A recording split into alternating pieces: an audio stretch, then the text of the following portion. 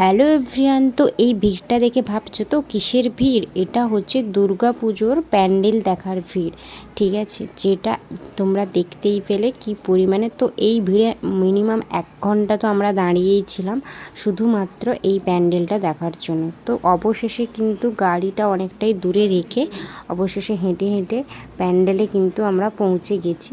তো চলো ভিতরে ঢুকে গিয়ে দেখাচ্ছি কেমন প্যান্ডেল আর কিসের জন্য এতটা ভিড় এই প্যান্ডেলে।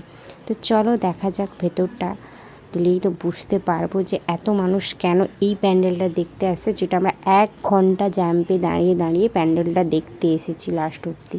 তো যেটা এই প্যান্ডেলটা হয়েছে বেনাপুরে, যেখানে আমরা দেখতে গেছিলাম। তো অনেকেই অবশ্য গেছে ওই প্যান্ডেলটা।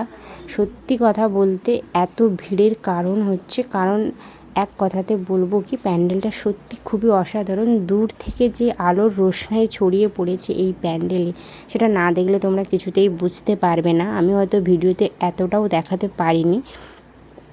তো প্যান্ডেলটা সত্যি কথা বলতে খুবই ভালো হয়েছিল। আর এর মেন আকর্ষণই হচ্ছে লাইটের মানে রশ্মিটা কি বলবো, এতটা দূর থেকে পড়ছিলো যে দূর থেকে দারুণ লাগছিলো দেখতে। আমি তোমাদের লাস্টে একটা পিক দিয়ে দেবো, দেখতে পাবে যে সত্যি প্যান্ডেলটা খুবই সুন্দর। আর হাতের কাজ, ভেতরের কাজ থেকে শুরু করে লাইটিং থেকে শুরু করে সত্যি অপূর্ব হয়েছিল প্যান্ডেলটা।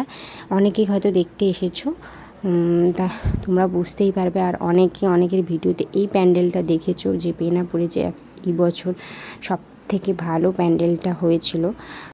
তো অনেকেই এই প্যান্ডেলটা দেখতে এসেছো। তো কারা কারা এই প্যান্ডেলটা দেখেছো অবশ্যই আমার এই ভিডিওতে কমেন্ট করো। তো দেখা হচ্ছে নেক্সট কোনো ভিডিওতে। ততক্ষণের জন্য সবাই সুস্থ থাকবে, ভালো থাকবে।